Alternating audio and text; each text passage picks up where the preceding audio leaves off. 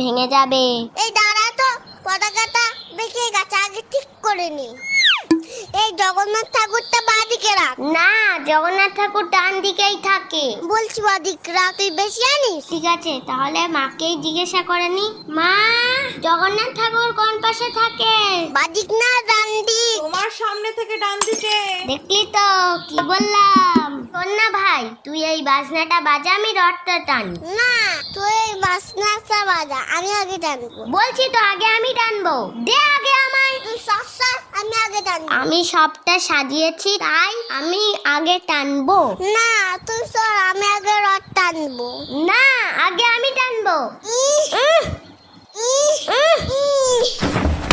এই যা, রথটা ভেঙে গেল। দিদি দিদি, তুই কাঁদিস না, আমি তো রথটা ঠিক করে দিচ্ছি, প্লিজ কাঁদিস না। এই দেখ, জয় জগন্নাথ।